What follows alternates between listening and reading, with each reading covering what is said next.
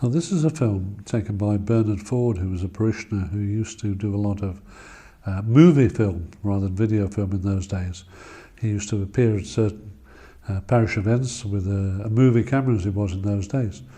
And this is a film related to a communion, first communion from the school in the mid-60s, I think. From the people who were in it, I remember this was about 1906 or 1967, and there's the church with the old entrance, and there's the window at the back with the sun shining through it. So it was always a spectacular sight, that window, and was almost, you didn't really appreciate what was going to happen until you got inside and looked at the light coming out. And here's a number of the children coming over from the school. The boys would dress up in their best, and the girls. There's John Slim, who served here for many years, and Dennis Millen, who died recently. And they were church wardens and stalwarts of the parish. Jeff Mosley's there, the assistant priest at the time, with John Walker. And here's the boys coming with their friends or in their best suits, and loads of girls. There's Mrs. MacDonald, who lived not far from the church and grew up in the same village as Father Clancy, and all the boys on one side and all the girls on the other side. And in those days, all the ladies wore hats. Ladies couldn't come to church without hats. It's also the time when the parish priest, or any priest, said Mass with his back to the congregation before the Second Vatican Council, when the altar was effectively turned round so he faced the people. And people stood up and people sat down and made the sign of the cross and went through the old-fashioned form of Mass. For sure, I think it would have not long changed from Latin to English. The service was still the same. The Mass was in a state of transition at that time, but what happened every year was the First Communion class. And there's Father Clancy, parish priest for 28 years in this parish. There's the boys and girls standing up and sitting down with great regularity. There's their mums and dads and relations and friends behind them. And what you've also got, of course, are the teachers who are helping the children, having guided them through the preparation for First Confession, followed by their First Communion. And in the life of any parishioner whose son or daughter was taking place, this was a big, big day, and still is for children who make their First Communion.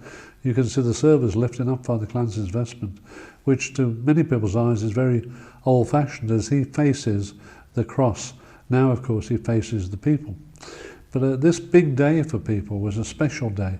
It was a day for all the girls to get dressed up in spectacular dresses, really, and parents would put a lot of time and effort and money really into making sure their children were appropriately dressed, and the children would look forward to what was happening on the day. The lady with the large hat is Mrs. Tarpey, who's bringing up the first boys and girls. And in those days, the church had an altar rail, so they knelt at an altar rail across the church. So the parish priest went down and he moved along the rail, and a server held a plate to them, or they could pass the plate. In this case, he's holding the plate. So just in case the host falls or anything happens, it would be caught. Now in those days, and there were only children anyway, the communion was only given in one kind. It was the host that was given to those children. It really was making their first communion, and it was a most important piece of sacramental liturgy for them. If you remember that the previous liturgy, the previous sacrament these children had been involved in was their baptism, and they didn't really remember that. So this was the first time they would remember participating in a very, very important sacrament. There's Miss Tarpey having communion herself. And so it was a big day in many ways, and it took the whole day. It took the attention of the parish and the parishioners. It took the attention of their families, and was a day to be celebrated.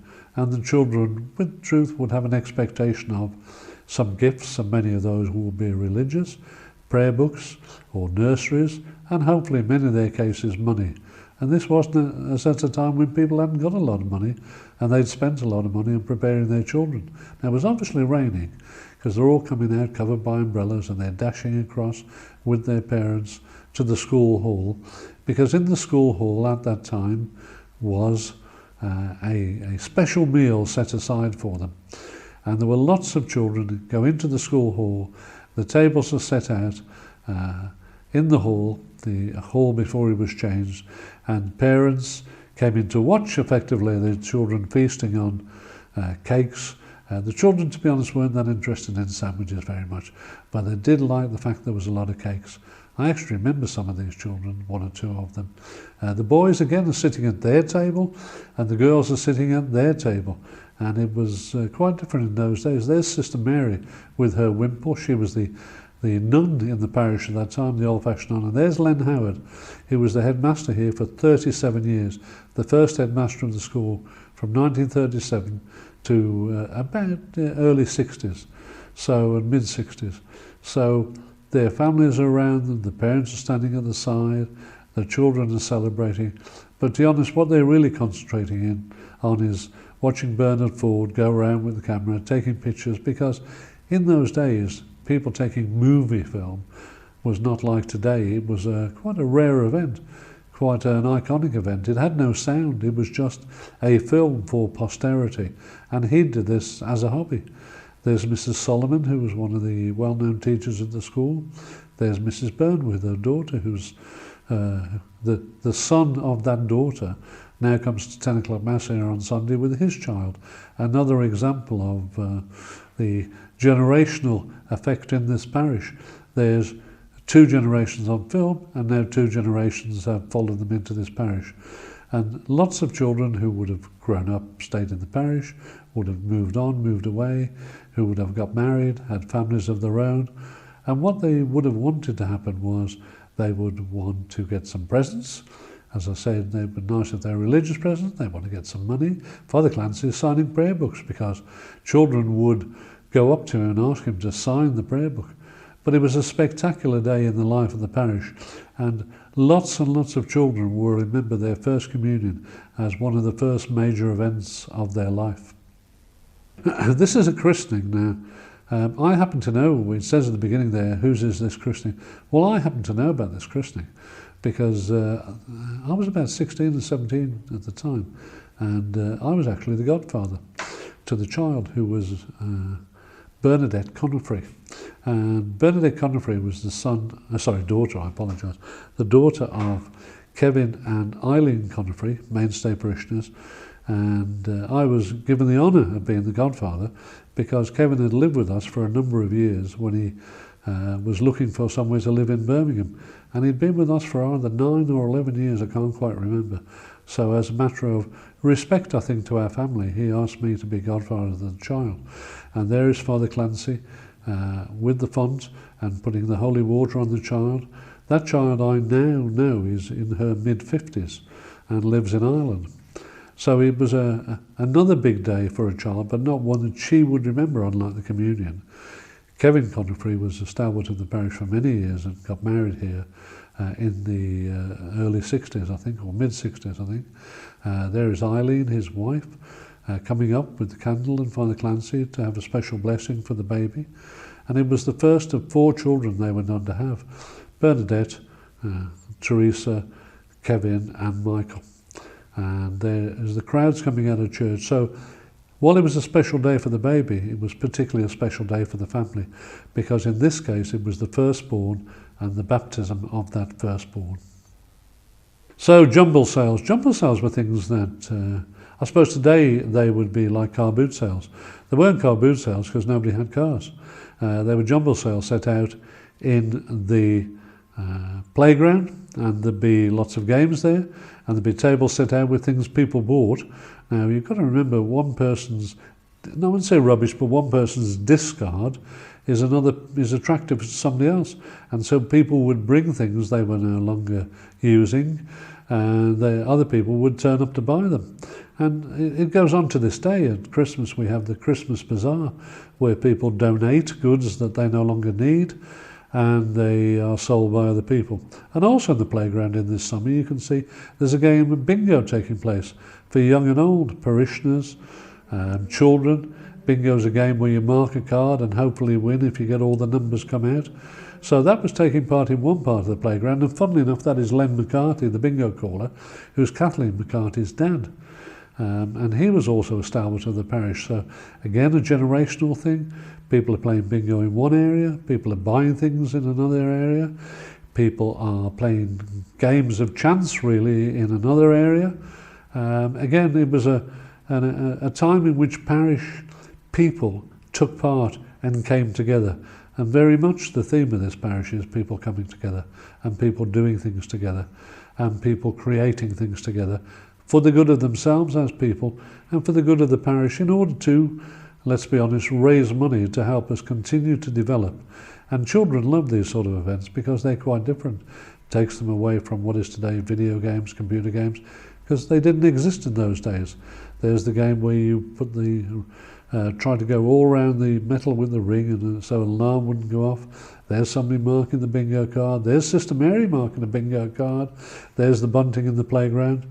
And there is Archbishop Leo McCarthy, I think, at an event that isn't in the school hall. That's in somewhere like Evesham. We used to have a lot of trips in those days, coach trips to Catholic events. It might be at Oscott, it might be to Our Lady of Evesham, it might be to Walsingham.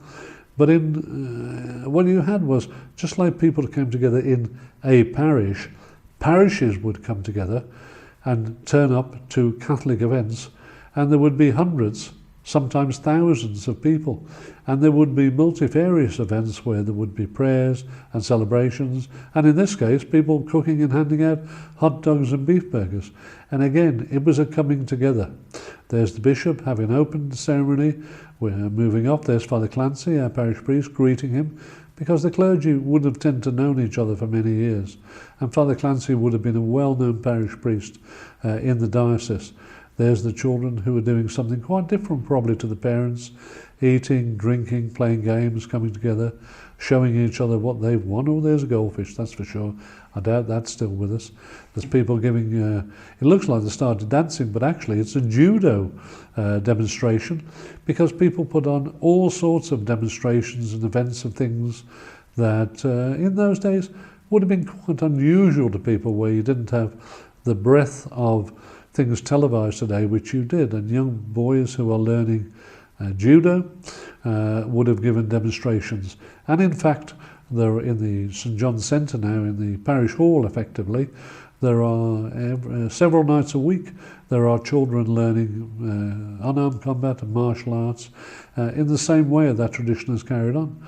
And people, if they didn't want the coach, would go, that's me actually, would go in their cars, and there would be 5 or 6 people in their cars, and they didn't have seat belts. And there is a band who turned up. They'd been asked to come in and help. Because it's a silent film, you can't hear them. But another example of all the events where the parish came together or the people came together. Here's another example of people coming together. The UCM, the Union of Catholic Mothers. Father Clancy on the left, Mrs Hollis in the middle, Mrs Kent there, one of her children was in my class at school. Mrs Hollis had a large family, grew up in the parish.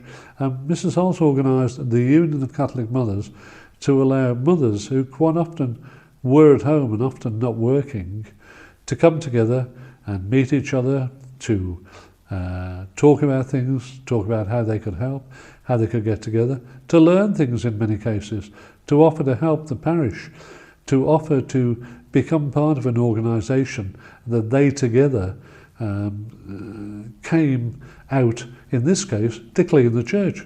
So there's a whole group of buckets and cleaning material, and people going to clean the church, and they would do this every week to make sure the church was in its best condition for Mass on Sundays. And so they'd come together. There's quite a lot of them in those days. There are still ladies in the parish who, and it is ladies actually, who clean the church now. And there's Bernard Ford showing the Union of Catholic Mothers truly in action, cleaning the church. And this was one of many activities they became involved in, because churches, like most buildings, when they're used, do need a spring clean from time to time. What's interesting is most of the ladies have got hats or scarves on, because even then you didn't go into church if you were a lady. You didn't feel so good going in without a scarf or a hat on. It was tradition at the time. Most people had them because they felt better like that. Some of those ladies I remember very well. I remember Mrs Hollis. I remember Mrs Walker, who's on this film. Her daughter still lives up in Sutton Coldfield. She had a number of children who participated in the parish. And so here is the Union of Catholic Mothers doing things completely free and completely voluntary.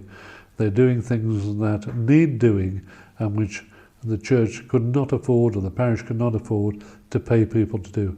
And they did it willingly, and it was an opportunity for them to come together, do the work, and then they end with a prayer.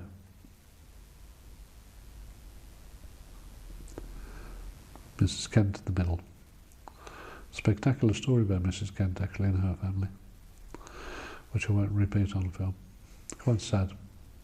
Her daughter, she and her daughter, were actually dinner ladies in the school between them for 60 years. Here's some people coming in to sign the youth club. Roger Fitzpatrick, Lenny Holmes, the little one, and John McCarthy, which is me. The youth club was in the old wooden church in those days, and just like the Union of Catholic Mothers was for something to bring people together, the youth club, there's Roger Fitzpatrick, was there to bring people together.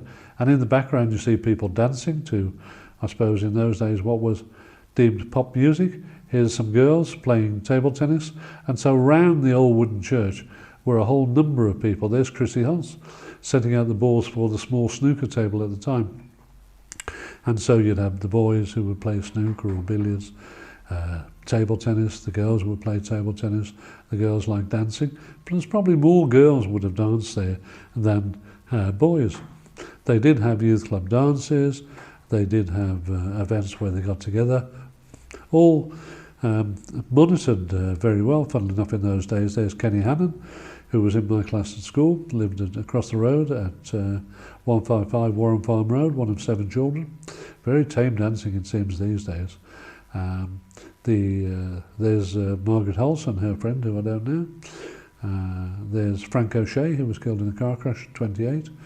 And there's Anne McHale, who was in my class at school. So very much it was still the people you were at school with, the people you know, brothers and sisters, people you know. Stephen Burke, stalwart of the parish for many years. The amazing thing was there was no alcohol in those days. 1, we didn't have a licence. 2, it just wasn't a done thing. People came along and got together and shared and enjoyed, like many other groups in the parish, each other's company. Bob Curry and I and Lenny Holmes chatting away, because people came together and chatted and enjoyed each other's company. That's what it was about.